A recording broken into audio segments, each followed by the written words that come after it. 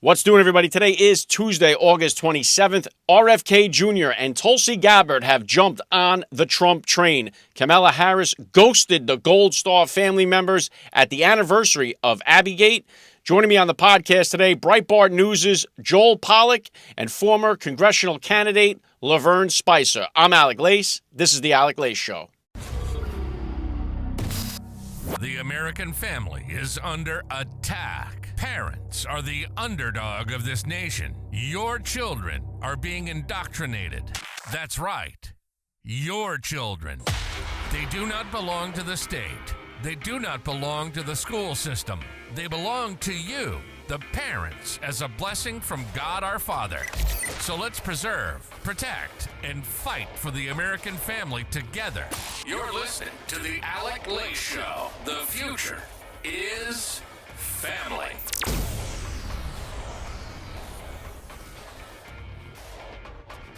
All right, welcome everybody to the Alec Lace Show. I'm happy and honored as always to be here with you guys. Thank you for tuning in. If you're watching the broadcast as it streams live on Rumble, please don't forget to follow the channel, hit the like button, get involved in the live chat. Let's have some fun. If you are new to the podcast here, please take some time to spend on the page.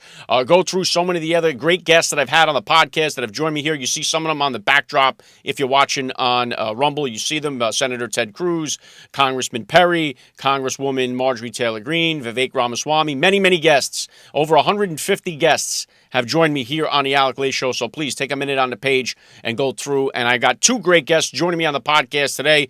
Breitbart News' senior editor-at-large, Joel Pollak, is going to be here to talk about his very, very important book with a foreword by Stephen K. Bannon himself, what Trump should do in his first 100 days. We're going to talk about that and so much more. Also, former congressional candidate and a truth teller, Lavern Spicer, is going to be here. She tells it exactly like it is. So a lot of fun coming up. One thing I wanted to touch on first, some of you who follow me may have noticed this on Twitter, especially where it blew up over the weekend here on USA Today featured me in this article, and I had people coming after me all weekend long as a result of this. And here's what it stems from. It stems from the DNC. When Tim Walz was on the stage, they cut to a picture of his son who was crying. I mean, it looked like someone poured a bucket of water over his head. The kid is in tears. The left, of course, fawned all over this moment. Oh, my God, sensational moment. It was the moment of the night and the whole bit. So Dom Lucra had put a post on this. Now, I'm tweeting like crazy during the DNC, as you can imagine. And every time I tweet about Tim Walz, I would say 95% of my tweets about Tim Walz refer to him as Tampon Tim or have something to do with the ridiculousness of him putting tampons in the boys' room. The other 5% of the tweets that I put with him talk about his stolen valor. So anyway, Dom Lucra put that post up. It's the first time I ever seen Tim Walz's kid. I didn't know anything about him. All I did was immediately comment, and I put, get the kid a tampon already. That's what I put, right? Referring to the ridiculousness that Tim Walz believes little boys need to have tampons, right? That's what I put. The USA Today picks this up, and they put me in and say that Alec Lace, a Trump supporter who hosts a podcast about fatherhood, took his own swipe at the teenager. Get that kid a tampon already, he wrote. In an apparent reference to a Minnesota state law that Tim Walz signed as governor in that required schools to provide free menstrual supplies to students. And they're almost on the mark there, because that's exactly what I was talking about. Only the fact they leave out is putting the tampons in the boys' restroom. Now, people try to fight back with you on that because they say, oh, he never said to put tampons in the boys' room. Well, the law that he actually signed, the bill that he actually signed, doesn't say that you have to put them in the girls' room either.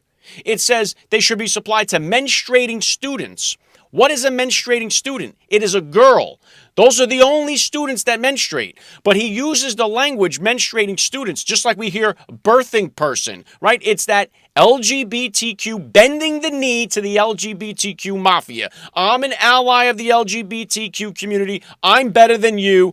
And so as a result of what he signed, there are tampons in the boys' room because in La La Land that the Democrats live in, boys can menstruate too. So that's the ridiculousness. That's what I was hammering Tim Walz on. I fired that off real quick. USA Today splashes it out. I take a swipe at the teenager. Now, I had no idea that his kid has a learning disorder.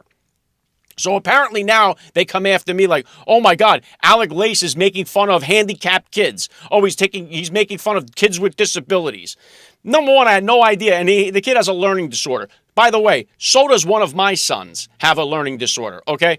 I have no issue with anybody with a learning disorder. That's not what this was about. Obviously, I would never make fun of somebody that's handicapped or disability. That's ridiculous. What I'm hammering here is Tim Walz. And let me tell you something. Tim Walz is a dangerous maniac. Don't think that these Democrats are going to gain the moral high ground on me by trying to splash and criticize me in the USA Today, and then everyone coming at me with hate mail and tweets. It ain't going to work on me.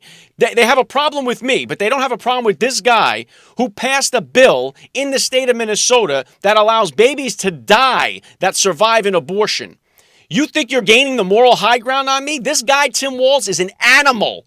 He's an animal. I don't care what you say about this guy. He's a disgrace to humanity. This guy is allowing babies that are born alive to die without any assistance whatsoever. All right? They got a friggin' abortion bus parked outside the DNC. And now you're talking about the moral high ground? Give me a break. So none of I find it amazing though that this is, you could see the left with their attacks. It proves two things here too.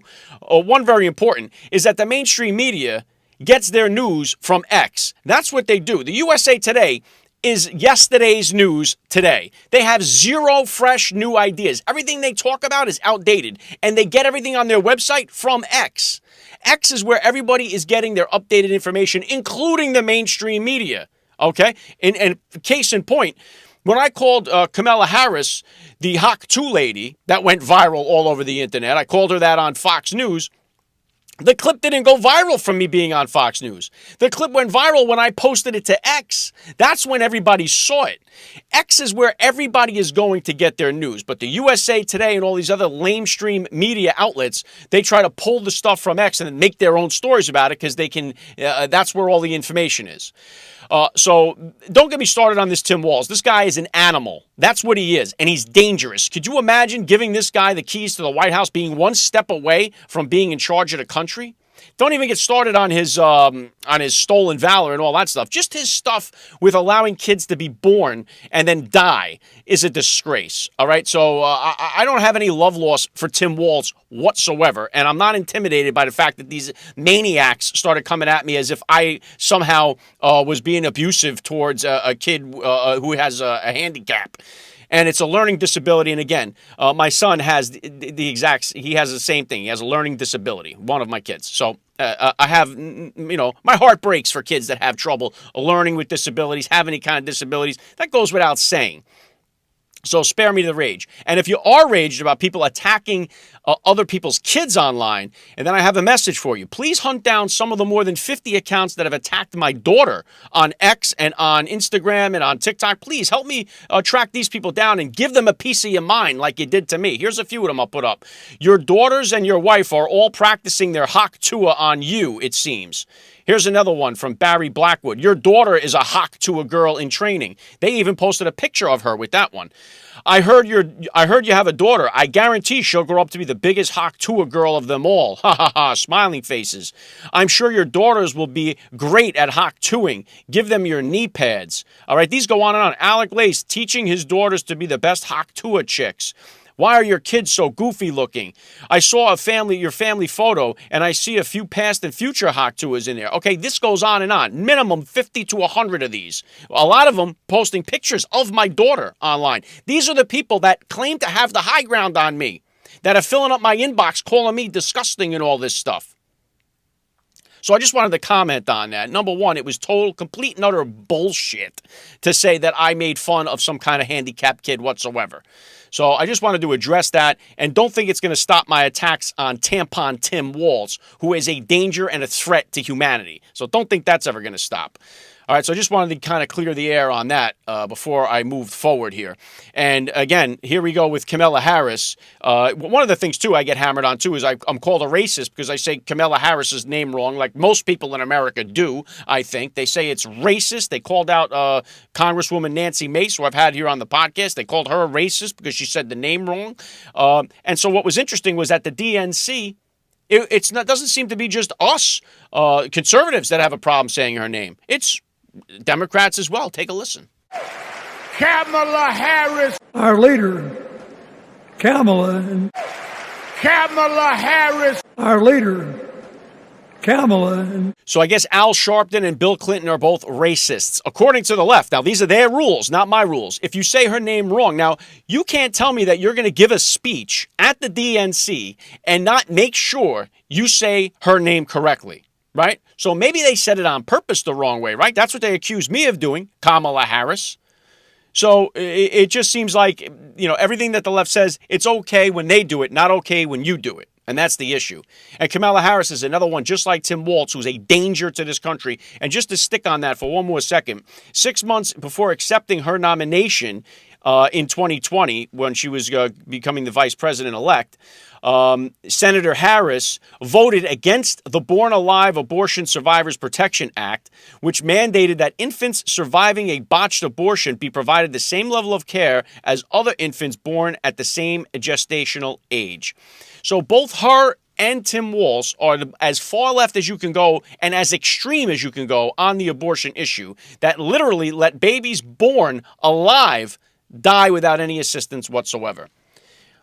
So spare me any of the outrage you have about anything that I say about Tim Walz. That guy, once again, he is an animal, and he deserves all the criticism that he gets, and you'll get no love lost from me. Now, don't forget, we have Breitbart's Joel Pollak coming up, and also Lavern Spicer, so make sure you stick around for the interviews. This is so sickening. This Abigail Gate anniversary 3 years ago from this Afghan withdrawal debacle at the hands of Kamala Harris and Joe Biden was yesterday. And Donald Trump, I'll play some of the video here. He was there. He attended the ceremony, laying wreaths, talking to some of the Gold Star parents. And where was Kamala Harris? Nowhere to be found. She is trying so hard and so desperately to disassociate herself and her name with this Afghan withdrawal, even though she's on record talking about how she approved of it, and she was the last person in the room. She bragged about it. All right, so she's trying to distance herself by not showing up. Now, some people say, on the left, of course, not some people, left-stream media says that Trump was making this a political thing. He showed up to the ceremony because it's all politics. Well, you'd have to argue then Kamala Harris didn't show up because of politics. That's the reason why she dishonors the memory of our service members who died during the Afghan withdrawal, because she doesn't want to be politically connected to it in the minds of the voters, which isn't going to happen. You're not going to separate it. And of course, we all know Joe Biden staring at his watch. We'll never forget that infamous picture of him couldn't be bothered when the 13 service members were coming home. And again, Joe Biden, even when he did his, State of the Union, he states in the State of the Union, I didn't lose any service members on my watch. Because they have it in their mind that they've tried to erase this entire incident from their administration. That even Biden said, I didn't lose any service members on my watch. Not only that, there were 2 Navy SEALs just a couple of months ago that died on his watch as well. But just with the 13 service members, he wants to ignore that ever happened, and so does Kamala Harris. And then here's Donald Trump there with the Gold Star. Now, don't forget, at that State of the Union speech, by the way, one of the Gold Star family members, the dad whose son died in the Afghan withdrawal, was arrested. Here's the image of him getting arrested because he was shouting out at Joe Biden, holding him accountable for his son's death. And what did they do? They arrested the Gold Star family member. Now, here is Donald Trump. He's there at the ceremony with the families. And also, too, yesterday, he made another great speech. But part of it was this year when he talked about how he's going to help out our homeless veterans. Take a listen. When I take office, I will sign an executive order to stop every penny that Harris has been spending on the shelter and transport of illegal aliens, and we will redirect that money to provide shelter and treatment for homeless American veterans.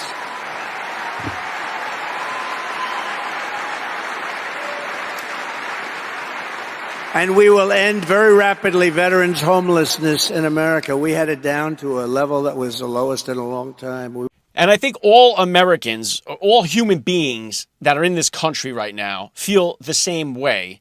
Why are we catering and giving all this money and attention to these illegal immigrants when we have homeless veterans that are sleeping on the street? Why are we giving money, giving time, giving resources to illegal immigrants when we have 22 veterans a day killing themselves in this country?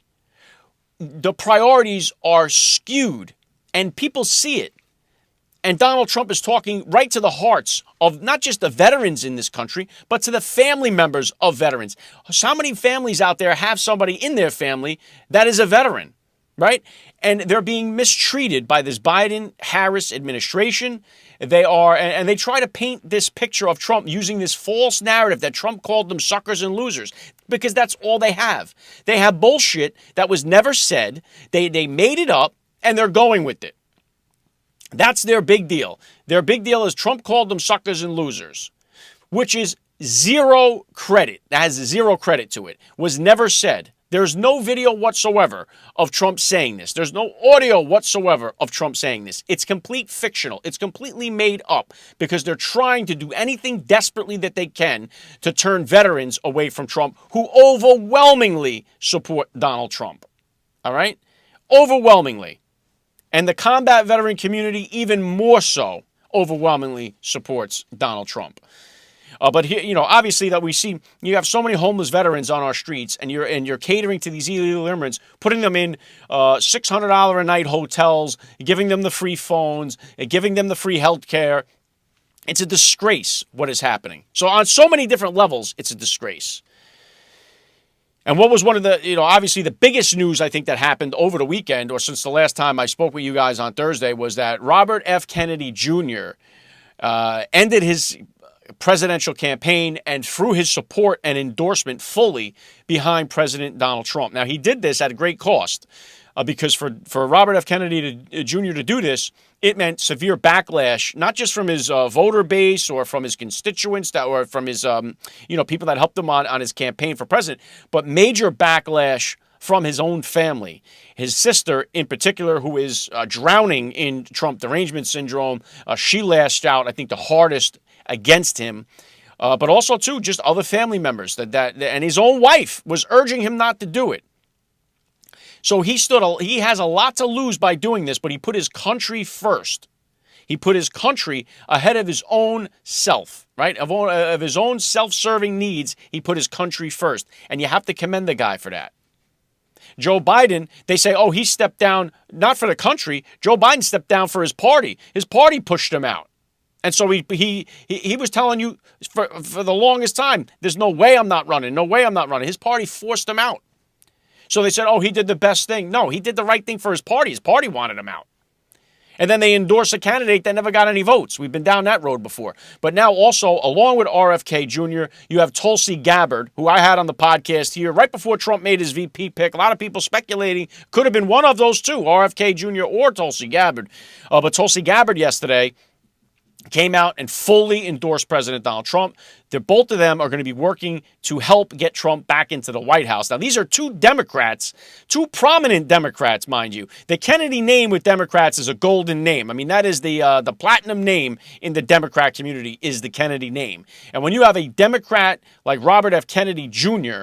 coming out and supporting Trump, you better believe it means something. And when you have Tulsi Gabbard, who just 4 years ago was a candidate for president as a Democrat, and now she is fully endorsing Donald Trump, you better believe that means a lot. They pull a lot of weight, those two. These are two huge names that Donald Trump now has helping his campaign. So first I want to get RFK Jr. coming onto the stage with Donald Trump was probably one of the, we keep saying this with Donald Trump because he's had so many just amazing moments, especially standing up after getting shot and screaming, fight, fight, fight. That's going down in history. This moment here with RFK Jr. taking the stage, and I'll play it here next to me. He walked out. The crowd was thunderous. What a moment. But his speech that he gave when he was suspending his campaign and endorsing Trump, one of the best political speeches, one of the top 10 political speeches, maybe of all time. This was huge. And what it was this guy went at everybody. I want to give you a little sample of RFK Jr. when he was suspending his campaign. Take a listen. 16 months ago, in April of 2023, I launched my campaign for President of the United States.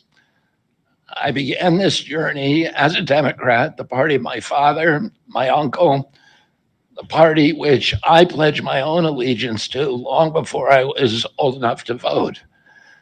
I attended my first Democratic convention at the age of 6 in 1960. And back then, the Democrats were the champions of the Constitution, of civil rights.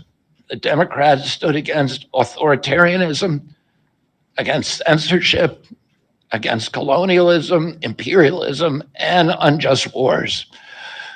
We were the party of labor, of the working class. The Democrats were the party of government transparency and the champion of the environment. True to its name, it was the party of democracy. As you know, I left that party in October because it had departed so dramatically from the core values that I grew up with. It had become the party of war, censorship, corruption, big pharma, big tech, big ag, and big money. When it abandoned democracy by canceling the primary to conceal the cognitive decline of the sitting president. It even makes it, see, what a great speech by RFK, but it even puts so much more of a bullseye on Donald Trump, who has guaranteed he's going to release all of the JFK assassination files. So to the deep state, I'll give you this equivalent. This would be like going to the middle of Little Italy in New York City with a bullhorn and saying over and over again, I'm going to take down every single member of the mafia. I'm throwing all mafia members in prison. I'm coming to take down all the mafia members, and going into Little Italy and blasting it on a bullhorn in broad daylight. That is the alarm that they are ringing Trump and RFK Jr. They are calling out all of them. And they're saying they're going after them, whether it be big pharma, this food industry that is crippling our youth. RFK Jr. is first and foremost on that. The food that our kids are eating, that our Americans are eating, is garbage. Our pharmaceutical industry has got everybody hooked on pharma. I mean, they and of course, obviously, they call out all the big heavy hitters. And so the CIA, the FBI, all these BS organizations that are fully corrupted, they are coming after them, and they have rung the alarm bells. And God bless and watch over Donald Trump and RFK Jr., because there are going to be some bad people coming after them. They already are, but this puts it into another level when you bring in RFK Jr., whose assassination of his uncle has been hidden from the public for decades. And even Donald Trump was saying how scary it was when he saw what there was in these files, and they are going to release them to the public, and you know this is going to cause rifts in the intelligence community. So please, God bless them. And then Tulsi Gabbard, I'll give you a quick hitter from her as she throws her support behind President Trump. Take a listen. To the brink of nuclear war than we ever have been before. This is one of the main reasons why I'm committed to doing all that I can to send President Trump back to the White House, where he can once again serve us as our commander-in-chief.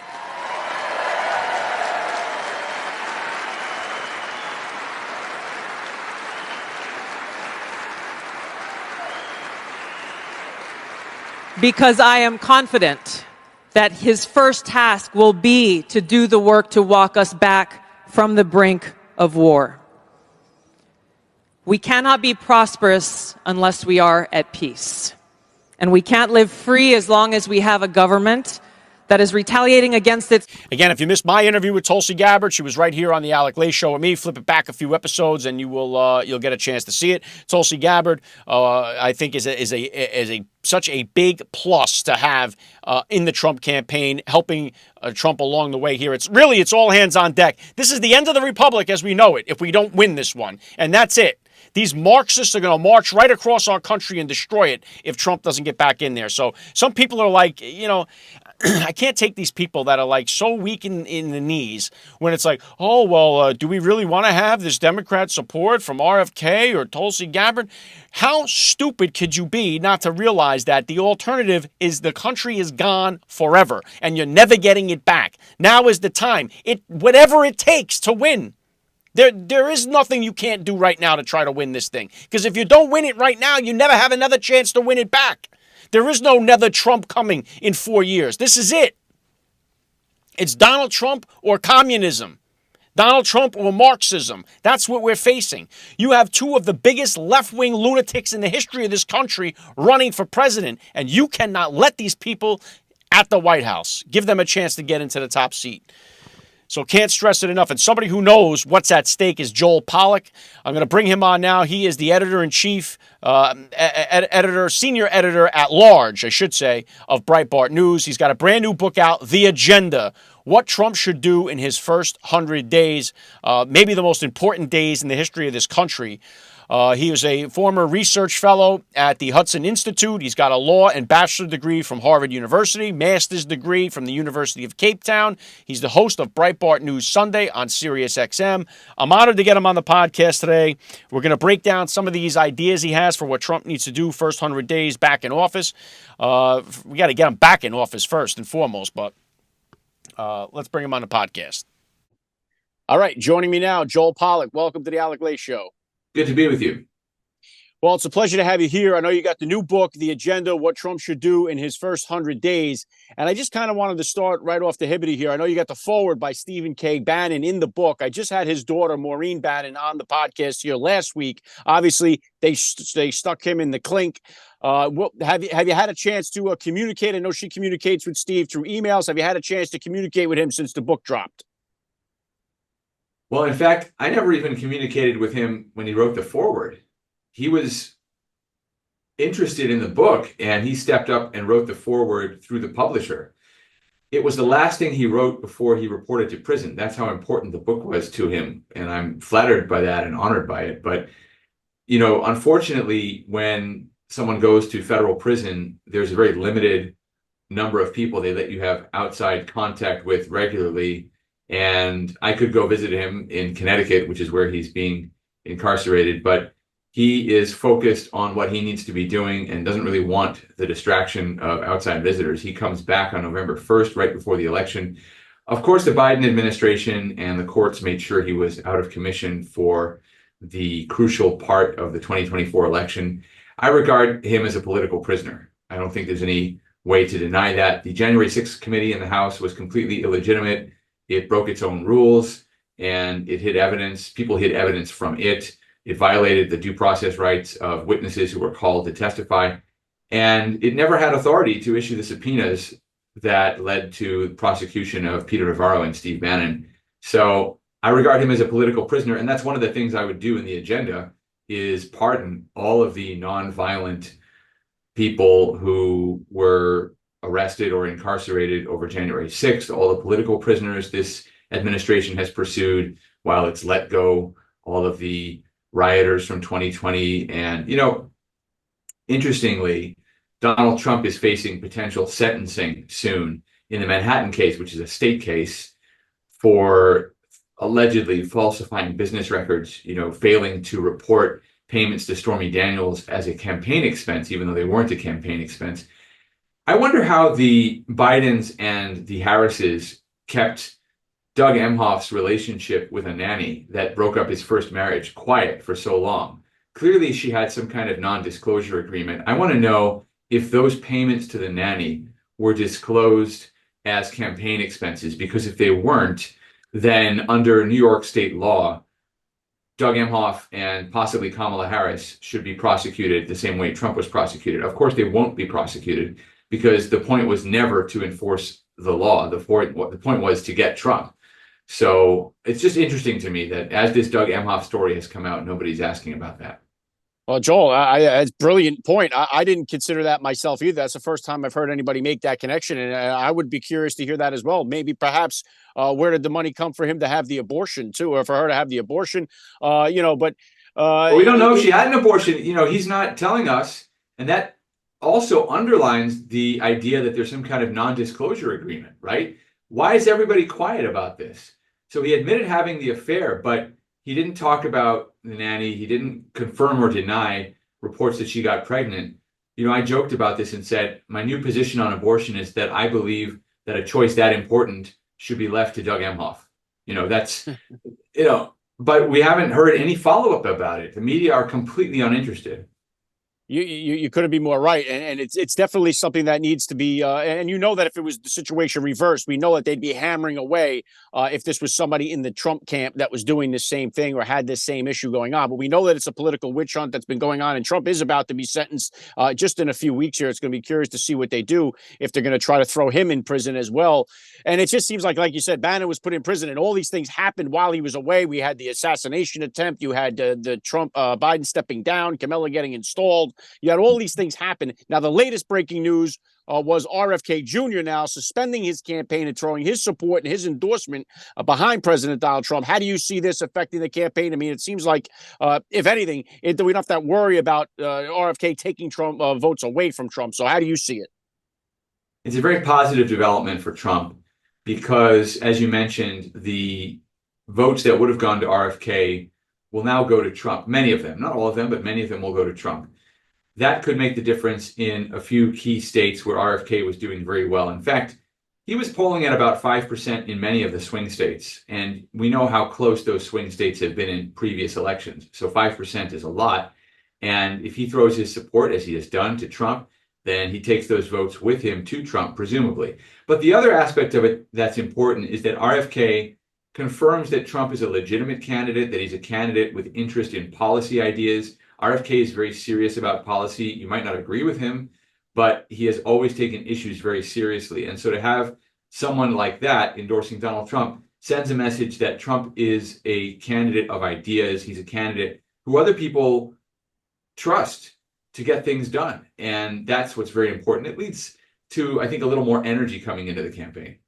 Yeah, good point, Joel. And I was definitely excited to see that RFK Jr. did. I mean, this is a guy that did this despite the fact that he knew the backlash he was going to face from within his own family, from within his own party that he was loyal to for so many years.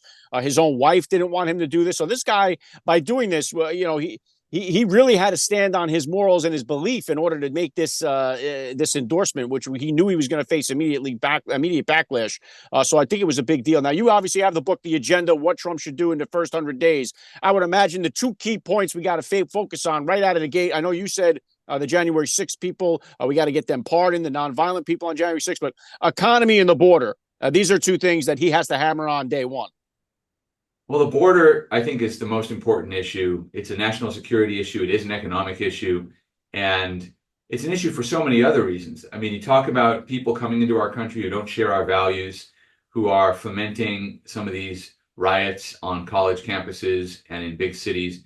I think we need to have Trump come in and sign executive orders restoring the Remain in Mexico policy, restoring the border wall construction project, ending the free-for-all asylum policies, the catch and release that Biden has been pursuing and Harris has been pursuing, and also start putting sanctions on countries that allow their nationals to come here in large numbers. I mean, there's no reason that these countries should be able to export huge numbers of people who then become a burden on our social services. It's ridiculous. So we should make clear to the countries of origin of these migrants that we're going to count each of these migrants against them, and we're going to apply sanctions to them. The president can do that. He has broad, sweeping immigration powers, and that actually, ironically, was confirmed in the last Trump administration when left-wing groups challenged him on some of his immigration policies, and the Supreme Court confirmed that the president has broad and almost unlimited power on that issue alone. Now, when it comes to the economy, the key is really lowering energy prices. And again, Trump can act immediately on the first day in office by removing the restrictions that the Biden administration has put onto oil and gas development. He can get rid of some of the regulations that Biden and Harris have put into place. He can also help green energy. I mean, green energy is not the panacea Democrats pretend it is, but that's no reason that we can't have a flourishing green energy industry. We need to have every single option. You want to have fossil fuels, you want to have nuclear, you want to have green energy, wind energy. You've got to have all this stuff, solar energy. You got to work on all of it, but you can't do it if you've got all of these roadblocks in place. I think, for example, Trump could actually build the 500,000 electric vehicle charging stations that Joe Biden said he wanted to build. He only built 8 in 3 years because the way Democrats run government, everybody's got to get paid. You've got to make sure, first of all the permits get approved, all the agencies get involved, they all have their say, all the interest groups get to weigh in some sort of public comment period. And then you've got the interest groups that have to get paid. You've got the right unions that have to get hired. You've got the contractors who are friendly with Democratic politicians who've got to get paid. And the money starts cascading through the system. But by the time it hits the actual construction site, there's no money left. And then they go back to Congress and ask for more. That's typical of how Democrats do things. When you have Trump in charge, he says, okay, we're going to build a charging station. I'm suspending these regulations. I'm getting these interest groups out of the way. We're going to find the person who can do it. And we're going to do it in 2 weeks. That's basically what he does. So I think Trump could actually build out some of the things that Biden has funded but never completed. Yeah, well said. And the Democrats will step over $100 bill to pick up a penny. There's no doubt about that when they have control of the government. And you have, to your point there, too, with these countries, you can't really blame these countries for sending all these nationals to the United States. They're like, well, wait a minute. We have a free opportunity to get rid of these people. Let's send them over there. There's going to be no blowback, no pushback. Why not? And China, meanwhile, is in my opinion, committing an act of war with the amount of fentanyl that they're pushing into our country here, killing and murdering so many of our American citizens and getting away with it scot-free. I mean, there's got to be some harsh pushback on what China is doing when it comes to the fentanyl crisis, and obviously Mexico, too, for allowing it to come through our border. One of the suggestions I have in the agenda is that Trump should suspend all student visas from China. There are hundreds of thousands of Chinese students who study at America's top universities every year. Trump should say there's not one more student visa, not one more Chinese student is being admitted to this country until you stop production of the fentanyl components. China doesn't make the final product. They make basically 90% of the components that then get processed through South and Central America, and they come through the border. So Trump needs to say to China, either you shut down these companies that are making the precursors of fentanyl, or there's not one more student visa that goes to a Chinese student. You'll see those factories close tomorrow.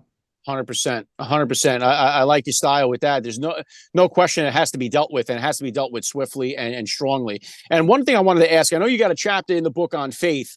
And I think right now, in my opinion, Joel, I think family and faith are the two things that have been destroyed in this country, that if we can get them back, we can solve 90% of the issues. We got a fatherless crisis in this country. So many kids are growing up without a father or a father figure in their life. You combine that with the fact that the Heavenly Father has been removed from our society. That's been a 1-2 punch that has crippled our nation. And I know that if we can strengthen our faith and strengthen our families, I mean, we would be on fire again in this country. So how do you address faith in your book? There are many things the president can do without imposing any kind of religion on anybody, but things he can do to restore faith. The White House daily briefing, for example, is probably the most widely watched public meeting in America. It does not begin with an invocation or a moment for reflection. It begins with chit-chat between the press secretary and the reporters that is of no significance to the country.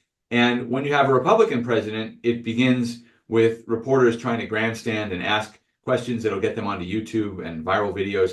You don't have a kind of sense that even though they're on opposite sides, we're all in this together. So I think that having a prayer and a moment of silence at the start of the press briefing would be incredible for the country. I also think that President Trump can host members of the clergy from different religions at the White House to offer their spiritual insights. You can listen if you want to. You don't have to listen if you don't want to. But there can be some interest generated in what is happening at the center of our country, at the top level.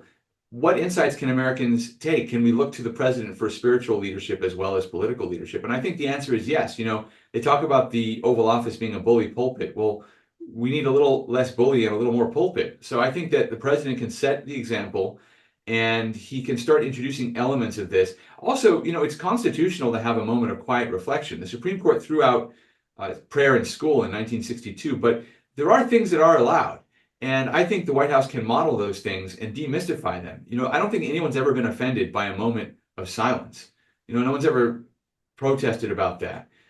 I think it's possible just to say, in schools, we're now going to have a moment where you can reflect, you can pray, whatever you want to do. It's up to you. We're not imposing anything on you. It's important for kids to understand that there's a higher power. It's also important that they understand the adults in their lives also are answerable to that higher power. And I think that gives kids faith, gives them faith, for example, in the system. They also understand that there's a bigger purpose to life other than getting likes on Instagram or TikTok or whatever. And it also makes kids feel loved. I think if people know that they're part of a faith community, that someone in the universe cares about them, then they're not going to feel so alone, and they're not going to feel like there's nothing left for them except fentanyl or except social media. So I think there's so much that can happen, and there's so much Trump can do to restore faith. Again, right away, he doesn't need Congress to help him. He doesn't need the approval of Nancy Pelosi or Hakeem Jeffries or any of these people. They have, by the way, Nancy Pelosi and Hakeem Jeffries, they open sessions of the House with a prayer, an actual prayer, not just a moment of silence. They have a chaplain who offers a prayer. Why can't we do that in the White House? Why can't we do that in schools? So I think it's a very important direction that the president can set for the country. I think it would be great. I think it's definitely a huge hole that we have right now, not just in our political atmosphere, but just in the country as a whole, especially with the youth in this country. As you pointed out, they don't have that moral compass to guide them in the right direction. I think when you miss that, and especially these kids that are growing up with a broken nuclear family that don't have fathers in the home, you don't have that father figure at home. You don't have that father figure in your life as far as God. It just sets you on a path to disaster, and we've seen it. And I just wanted to get a take here too, because one of the breaking news is also that we had. Well, first of all, you talk about a moment of silence. We just seen President Trump laying wreaths at the anniversary, or you want to call it the memorial, for the 13 Afghan service members that were killed in that Afghan withdrawal. The American soldiers, I should say, killed in the Afghan withdrawal, the debacle from the Kamala Harris Biden administration. Both of them were a no-show. They couldn't even bother to show up, and they're saying, "Oh, it's being political." Meanwhile, you had one of those Gold Star fathers arrested at Biden's State of the Union for calling out the administration for getting his son killed. So what was your kind of take on the wreath laying ceremony that President Trump was at? Once again, President Trump shows that he takes the job of being president seriously. Kamala Harris made a statement but did not show up. She won't show up. She hasn't called these Gold Star families in 3 years. She's run away from any responsibility for that decision. She's not ready to be commander-in-chief, and frankly, I don't think she's interested in being commander-in-chief. There was a reporter who passed away who wrote a book about Barack Obama, and this reporter said Obama was interested in what he called the narcissistic life of the presidency. Everybody applauding, standing up when you enter the room, treating you like you're the most incredible person in the world. And in many ways you are. You have incredible power, but not actually doing the things that we require a president to do. I remember back in 2016 when Trump went to Mexico to talk to the Mexican president and Hillary Clinton didn't. And that backfired on her, and it made Trump look presidential. Or in 2020 when Trump, when he was president, visiting Kenosha, where there were the Black Lives Matter riots this time of year, I guess it would be 4 years ago today. And Joe Biden said he wouldn't go. And then suddenly after Trump went, he decided he and Kamala Harris were going to go. So President Trump shows up. It's a real difference between him and Biden and Obama and Hillary Clinton. President Trump is not doing this so he can have his face on a dollar bill sometime. President Trump is doing it because he cares about the job and wants to help the country. And that's why I wrote the agenda, because I think you've got to get that message across to people, and you've got to tell them what you're going to do. And Project 2025, which was not part of the Trump campaign, has been a very useful punching bag for Democrats. Trump needs to tell people what he's going to do and not let other people define that for him. He needs to put an agenda forward that his own voters understand they're going to get if he gets elected, and that he can use also to defend his campaign in the media. The agenda, what Trump should do in his first 100 days. I got the link to the book down in the description below. Joel Pollak, one last thing I want to get your take on here is because we just seen the owner of Telegram get arrested in France. And of course, everybody is worried about what is going to be the future of free speech in this country in particular, especially when you have this Alexander Vindman who goes on Twitter and says Elon Musk should be nervous. And they want nothing more than to shut down Elon Musk's Twitter, or we should say X, because it gives people the opportunity to voice their opinions that are not being promoted on mainstream media, which only gives you one side or a limited side of the story. And up until Elon Musk got Twitter, you weren't hearing the stories about the Hunter Biden laptop or anything that had to do with an alternative opinion on anything, especially we know through COVID. We know they shut all that down. So what was your take on the owner of Telegram getting arrested and the threats against Elon? Well, obviously, it's terrible, and Europe relies on the United States for its defense. So if you're going to rely on us for your defense, don't violate our First Amendment rights. And it's just absolutely outrageous that they arrested the leader of Telegram, that they're threatening Elon Musk. And Vindman, you know, he was one of the conspirators who hatched the plot to launch the first impeachment. He's never been honest with Congress about who the whistleblower really was. If I were Alexander Vindman, I wouldn't be telling other people to be nervous. I'd get nervous, because one of the points in my book that I say Trump should carry out as soon as he becomes president again is he should launch an investigation into the first impeachment. We need to understand who was behind it, because it was an attempt, unconstitutionally in my view, and unlawfully, to overturn a democratic election. It was, in a way, a coup, because it was not motivated by any genuine high crime or misdemeanor. It was a plot that was hatched in coordination with Adam Schiff on the House Intelligence Committee. We never heard who the whistleblower was. The president was denied his basic due process right to confront his accuser. And Vindman is in the thick of it. So, Vindman, I think he needs to be careful, because he has revealed himself to be a naked partisan actor, not some kind of patriot who is standing up for the country's best interest. He's never come clean with the American people.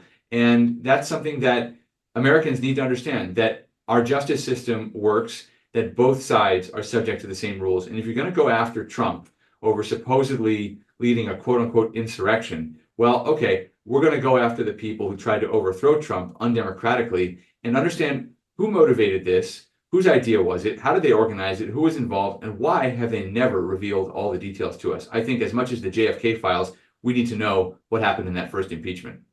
No doubt about it. And also, too, I would argue that Trump, he has got to be sure who he puts in this administration, because I think the last time that turned out to be a disaster. People were in there to undermine him. And it wasn't that these were people that were pro-Trump and then turned against him. These people were always anti-Trump, and they were wolves in sheep's clothing. And we even seen like one of his press secretaries, Stephanie Grisham, speaking at the DNC, openly admitted she never voted for the guy, yet she somehow became his press secretary. So I think along with the agenda, what he needs to do in the first 100 days, it's got to be keeping an eye on vetting who the heck is allowed inside this administration and getting close to him. I don't think you can believe anything she says about whether she voted for Trump or not. I got to know Stephanie Grisham on the campaign trail in 2016. She was very nice. She was very supportive of Trump. She had worked for Mitt Romney beforehand. Maybe that was a warning flag, but she hoped that Trump would win. She told me she thought he would win. And I think what happened was she found a way to remain relevant, to sell a book, and she threw him under the bus. Look, I've worked for some important people. I have never written books about them. I don't think that's appropriate. I know we all want to know what goes on behind closed doors, but if you work for someone, and especially if it's a president or a political leader who elevates you to a position of prominence, you don't undermine that trust by then writing a book about what you saw. Nobody cares about you. Nobody cares about Stephanie Grisham. Maybe she has sour grapes because Trump never let her actually lead a press conference. She had some problems in her record. She had some DUI arrests and things like that. And the Democrats were going to make an issue out of it. So maybe he decided that she wouldn't be a great White House press secretary, and she went to work for the First Lady instead. But, you just got to take your opportunities. Most of us would love to work in any capacity at such a high level to have an impact on national policy. I mean, I'm happy doing what I'm doing, but I'm just saying, to the average American, the idea that you would be so ungrateful to the people who gave you that opportunity, it's almost like the ingratitude overshadows whatever she had to say. I don't think you can trust what she said, because I got to know her on the campaign trail in 2016. Maybe she didn't vote for him in 2020, but nobody cares. These people don't matter. And the fact that Democrats have to resort to them shows you how desperate they really are. Yeah, good point. All right, the agenda, what Trump should do in his first 100 days. Amazon, the best place. Tell the listeners where to go get the book.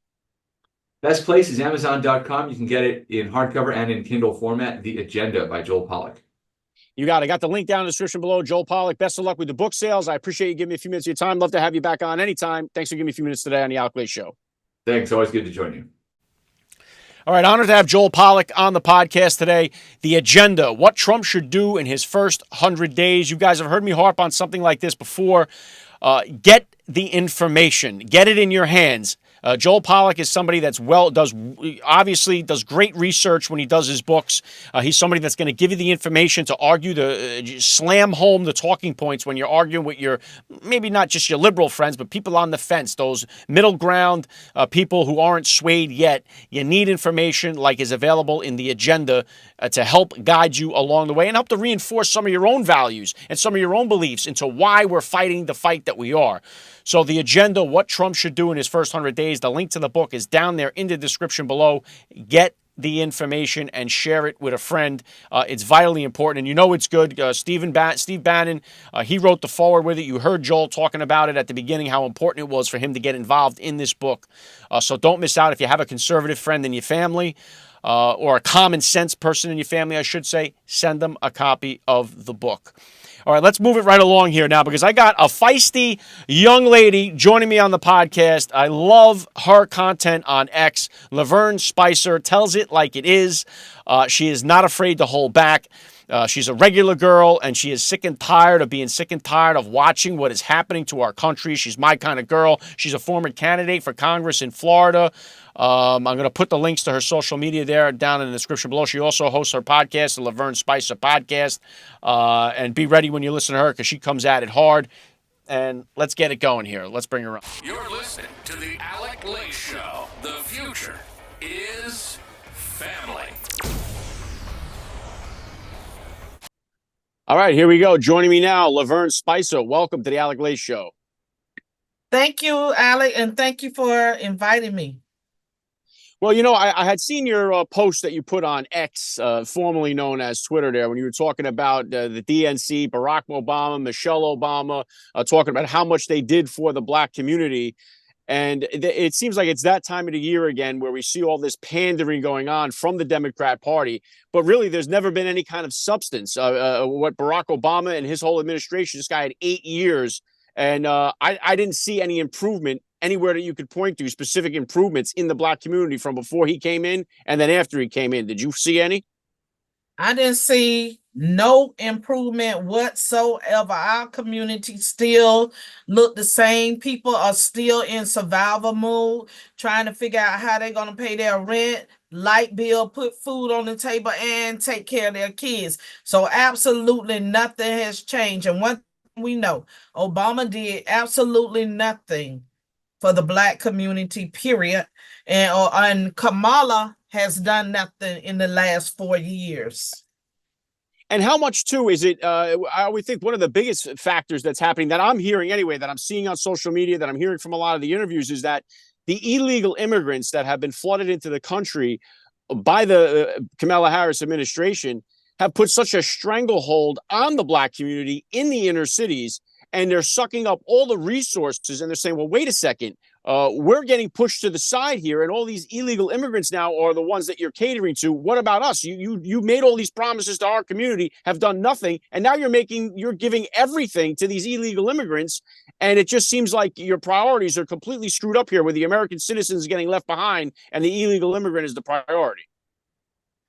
Absolutely. We're seeing this take place all across the United States. I mean, Chicago, they giving like over $20,000 a month in subsidies, $15,000 for food stamps, $5,000 for cash. In New York, they're staying in luxury hotels that are costing taxpayers $10,000 a month, and they're getting over $5,000 a month. California is putting into place $300 million for home assistance for new homeowners. And we know who the new homeowners are. They're illegals.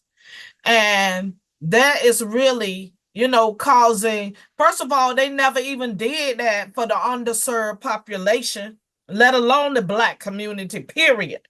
They never did anything like that to help us. So why are they going out of their way to help these illegal people that we don't even know who they are because they have not been vetted? Now they're going to give them an ID and allow them to vote in our elections.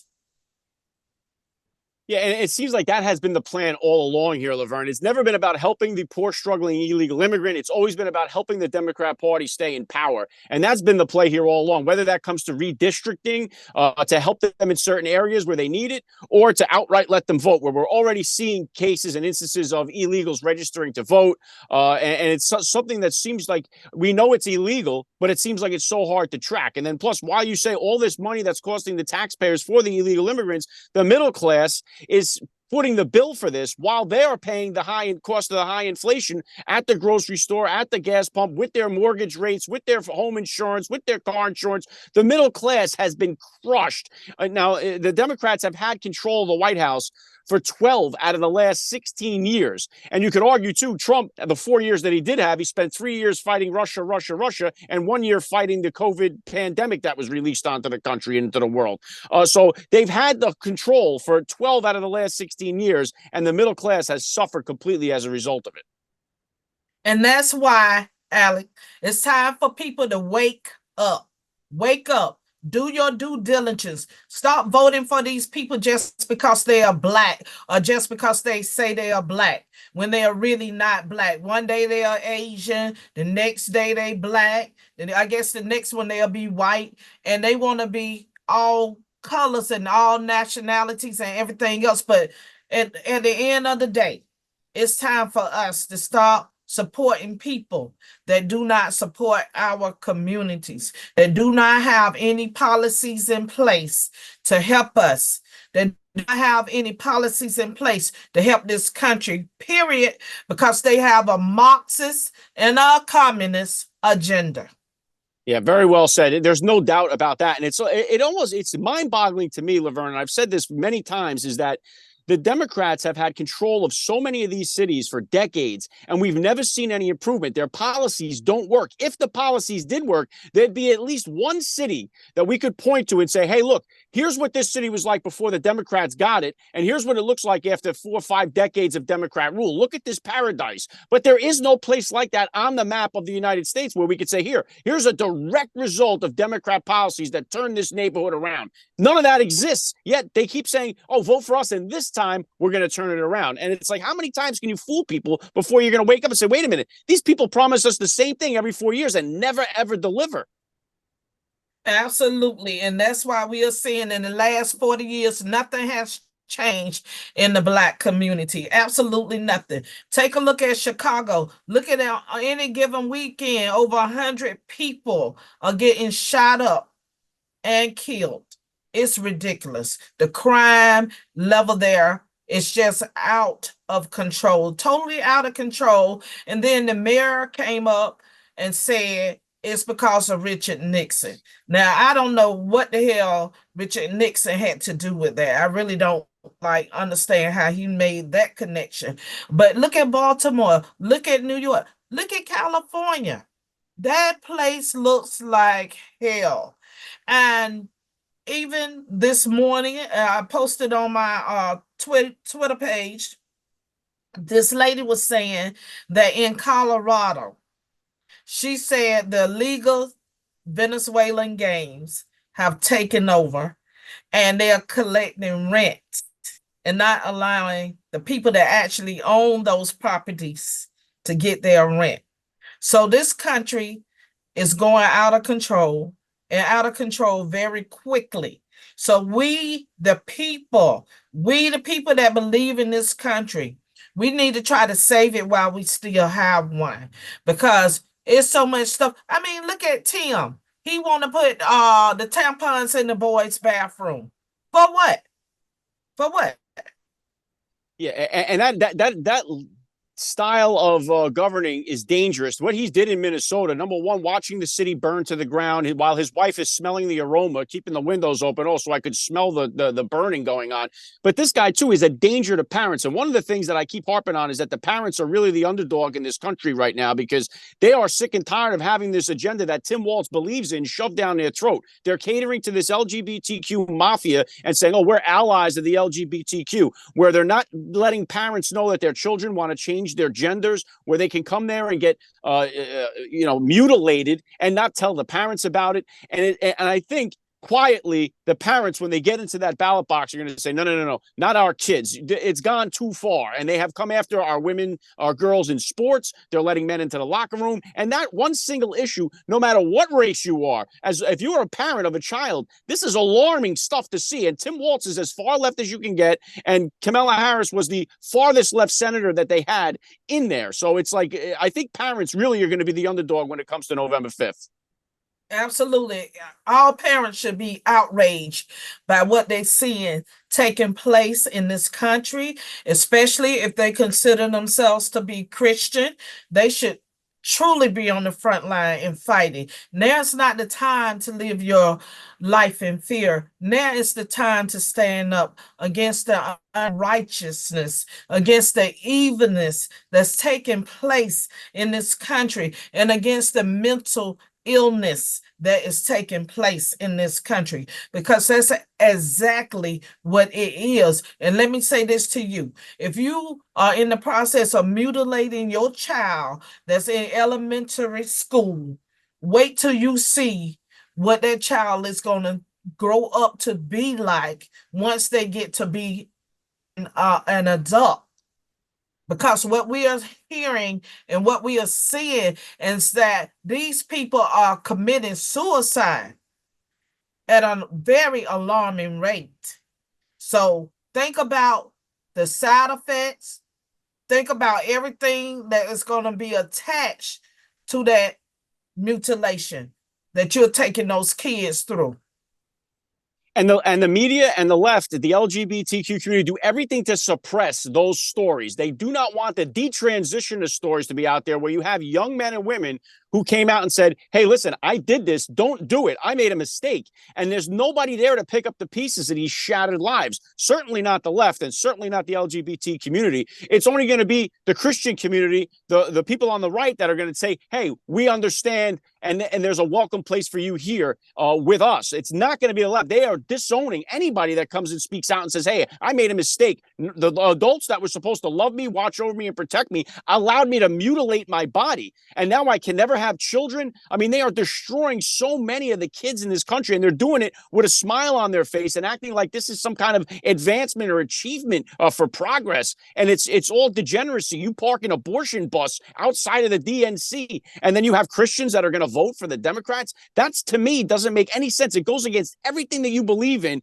but you're going to say, well, because I hate Donald Trump that much, I'm going to allow this to continue and ruin our country. It's wild to watch. Well, I don't believe that they are Republicans in name only, because anybody that's a true conservative cannot stand up and support that demonic agenda that the DNC and those liberals are pushing. No real conservative can do that. No real Christian can do that. No real believer can actually do that. So something, and they are, like I said, a Republican in name only, because the fact that they want to support them does not line up with the conservative values. No doubt that there's a big problem with that, and we have got to get rid of these people in the House and in the Senate, and we've got to get America First patriots in there. There's no doubt, no question about that. And just getting on Kamala Harris, the candidate here too. Now, she just seems like everything that she does is phony. She can't give an unscripted interview. She hasn't given one sit down interview to the press since she's been installed as the candidate, and she's a disaster when it comes to her policy. She can't pinpoint one policy that she wants to put in place. Everything about this is just either vote for me because I'm a woman, vote for me because I'm a person of color. Don't worry about what I'm going to do once I get in there. And she has given nothing to the American people as far as what her future for the country is going to look like, other than just what do they call it? Race politics or gender politics, whatever you want to call it. It's just nothing about policy, all about this stuff that nobody really cares about. Absolutely. First of all, she's already been there for 4 years. And what has she done? Absolutely nothing. But she was the border czar. Did she go to the border? No, she has not been there. She has not been there. She has not done anything to support, especially people of color. When she was in California as a prosecutor, she locked up so many Black people, regardless of what the information showed them to be not guilty. She still arrested them. She even laughed at it. There are videos out there with her talking about how much power she has with the ink pen. So you talking about a ruthless, dangerous, satanic, unethical individual. This is who this lady is. And when she talks about doing evil things, the way she laughed about it, that let you know, people, we are in big trouble. we're in big trouble if this lady wins. And let me say this, y'all. Y'all know that media is controlled. The media is controlled by George Soros and these other people. So don't believe the hype. Don't believe what that media is reporting. Don't believe that Kamala is actually winning in those polls, because we heard all of those lies before. Think back to when Hillary ran for to be the president, and the polls showed that she was leading, but Donald Trump won the election. So let's not be fooled by false media that's reporting to us the lies that they want us to believe. That's why these podcasts, like Alec's podcast, like the Lavern Spicer show, we keep it live and real up there. That's why these podcasts are so important, so we can educate people and keep them aware of what's really going on, because a lot of this stuff is not being reported on our regular news stations. So people, wake up. Wake up, because this is a very dangerous day that we are living in. You bring up such an important part, because right now the censorship that's going on, we've seen what just happened with the Telegram founder that was arrested in France. They are coming down hard. They're going after Elon Musk because they hate what he has done to X by allowing unfiltered truth to be put onto his website now, where they used to have control over that. And we know that just from the Twitter files that were released. They are controlling the social media. They're controlling the stories. We saw it with the Hunter Biden laptop. We even see it how they carried Joe Biden these last 4 years. Every press conference he did, he went up there with a note card and was like, okay, I'm supposed to call on you. I'm supposed to call on you. And it's all scripted. It's all and Kamala Harris doesn't answer any questions. Now for the debate with Donald Trump, she wants to have a seated debate. She wants to have note cards in front of her. It's like, these people are not for real. Donald Trump goes right up, says, you, what are you? You, he points at me and just give me, he goes into the Lion's Den. He goes to ABC, NBC, MSNBC. He goes anywhere and everywhere. He doesn't care. He goes and he has the same message. He's putting America first, and he doesn't care. Everything that they do is protected and guided by the media that is trying to do everything possible they can to put these people and keep them in power. Absolutely. And that's why we need to make sure that she does not get elected in November.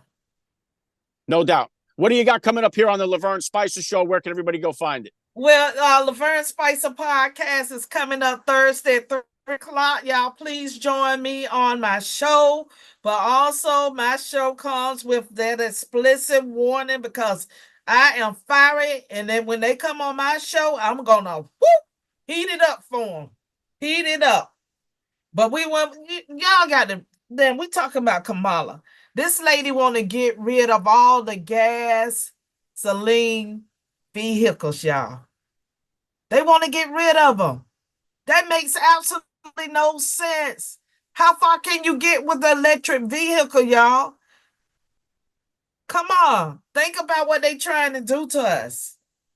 Yeah, another ridiculous policy from the left about climate change. We're saving the climate. We're going to do all this. Meanwhile, China's blasting all kinds of carbon into the air and nobody seems to care about it. It's ridiculous. The policies are out of control. Lavern, your content is awesome on X. I love following you there. I got the link to your X handle down below and the link to the Lavern Spicer podcast as well. Love to have you on back down the line. Thanks for giving me a few minutes of your time today on the Alec Show. Anytime. Thank you for having me on.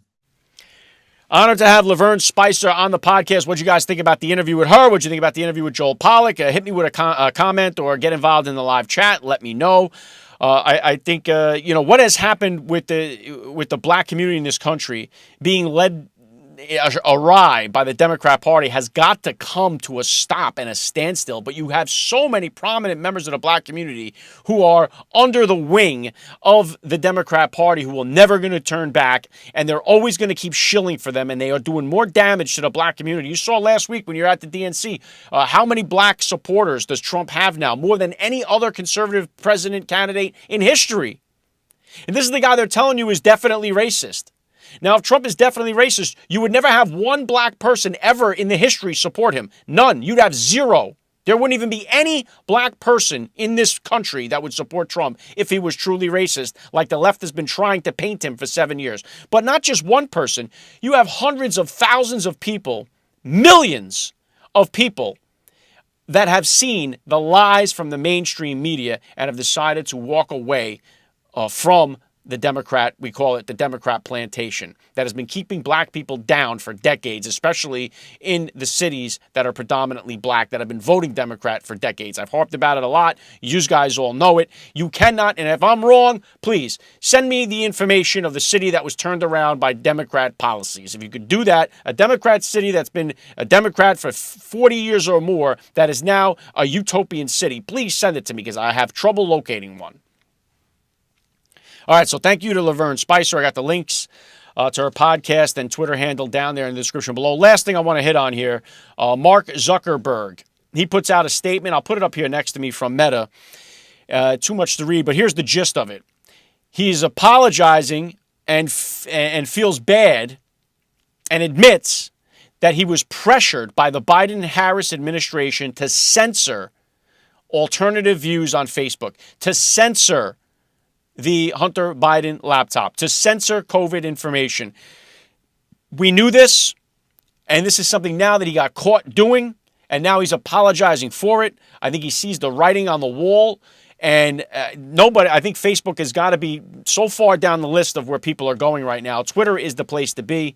That's where all the mainstream media is even going to try to get their news. No one's going to Facebook to find out what's happening. It's all on X right now. And Zuckerberg's threads that he created has been a complete bomb. I don't know one person that uses it or even talks about it. Total failure.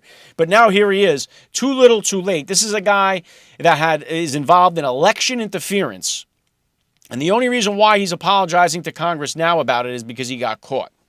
This guy is a danger to what happened to our country and helped this election interference against President Donald Trump. And the only reason why he's admitting it now is he got caught. So he's admitting that he was pressured by Biden and Harris administration to censor the conservatives. We all know, we all went through this. The mainstream media was on board. How many times they talked about ivermectin? Oh, it's a horse paste. It's a horse dewormer. When they knew damn well that that's not what it is. Zuckerberg, same thing. I mean, this is what we're facing. And obviously, I talked about it with Joel Pollak. You have Elon Musk. They are coming hard for him. They went after the founder of Telegram. They are going to continue to try to shut down free speech and to shut down the truth from the American people. They did it all during COVID, and I love the way people think I forget about that. I don't know about you, but I'm unvaccinated, and I will never, ever let these bastards forget how they treated me during that 2-year period of COVID. I will never forget it. I will never let it go. And I don't care that these people now have the amnesia to think that they weren't out of their minds, because I'll never let it go. They treated you like you were inhuman during COVID for not getting vaccinated, for not wearing a mask, for not abiding by their bullshit policies that you knew were ridiculous. So I don't forget it. I don't forget what they did to our kids by taking them out of school and making them learn with a computer at home and totally putting them behind the 8 ball. I don't forget that. I don't forget the people that had to not attend their loved one's funeral because there was only 10 people allowed while George Floyd had thousands show up at his. I'll never forget that.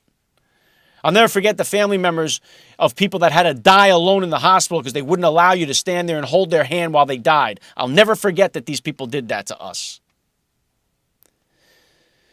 So F Mark Zuckerberg and all these people that censored all the information during COVID and during the 2020 election. All right. I'm working my best right now to get guests for Thursday's podcast. Let me know what you thought about today's show. If you enjoyed it, please hit the like button. Don't forget to follow the channel. Hit me with a comment down below. Share it with a friend. Share it with everybody in your contact list. And thank you for tuning in to the Alec Lay Show today. That's all I got for you guys. If you're new to the channel, again, please take some time and go through some of the archives of the show and listen to some of the great guests that have joined me here. Doing my best. Once Congress gets back in session, I'll try my best to get some more Congressional people onto the podcast here as well. So follow me here on Rumble. Follow me on Apple Podcasts, Spotify, YouTube. Follow me on X, Instagram, wherever you listen or find me. Follow, share it, and get involved. All right? I appreciate you guys tuning in. God bless our parents out there. God bless you listeners. God bless our police, our first responders. God bless our military, our veterans, and God bless America. I'll catch you guys on Thursday on Rumble, 1 p.m. Eastern Standard Time. You're listening to the Alec Lay Show. The future is family. Promo code FATHERHOOD. Go to mypillow.com everything we have on sale there. Actually, we brought in the percale sheets. The queen size, $34.98 a set. King size, $39.98 a set. That's unheard of. It's the lowest price in history. And everything else on there that we have, you can save up to 80%. We don't have any middlemen. We don't have box stores and stuff. They canceled on MyPillow. They would cancel my book to get my book out, you know. So use that promo code FATHERHOOD, everybody, and please help us out, and thanks for ones that you have already helped out. And by the way, you'll be helping yourself to the best sleep in history, period. I got to tell you, that mattress topper is the best product I have in the house, Mike, no doubt. And that turns any bed into the best bed in history. If you've got an old bed, new bed, doesn't matter. You put the mattress topper on there, and it changes everything. You need a different input to get a different output. People waking up every day going, maybe my bed will be better tonight. No, you need a MyPillow mattress.